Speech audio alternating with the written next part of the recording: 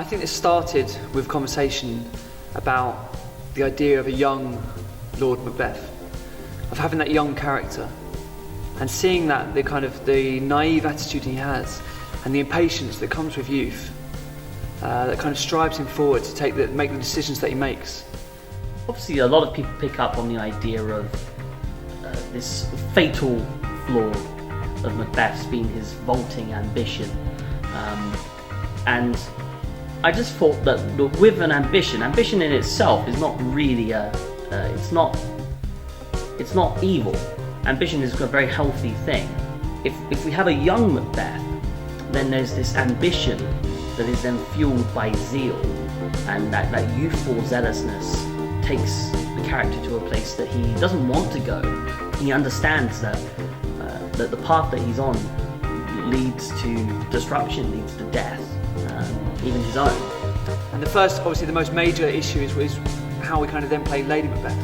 And there's two directions you can kind of go with this, where we have the older, kind of perhaps more motherly character that's influencing him in that way, or we have the equally young Lady Macbeth.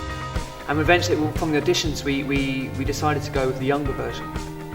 And we had Lily Streams come in and give a really strong audition. And from having conversation with her, I feel like she could bring an interesting element to this character. This young girl who is playing an older character, she's playing the woman, she's playing the seductress, but really she's just this fragile little girl. When she's queen, it's very fake, very false, it's very controlled. She wants everyone to believe that she, should be queen, and she is. She's very clever.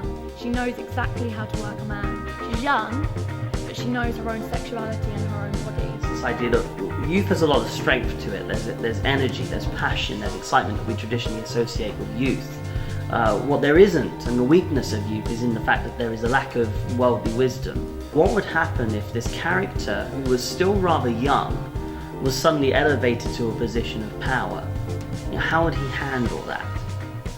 When we've got these older characters surrounding Lord and Lady Macbeth, and then when they're both king and queen, those that could offer advice or wisdom, in his kind of youth and his naivety, he won't listen to anyone else. He won't listen to any of the other characters that have more experience in these situations, have seen many kings come and go, and seen many mistakes that people make, and they can see the mistakes that Macbeth is making, but they can't offer him advice. They don't have the status or the control or the confidence. When he starts manipulating everyone else and starts to be quite an aggressive ruler, no one has the confidence to then offer advice.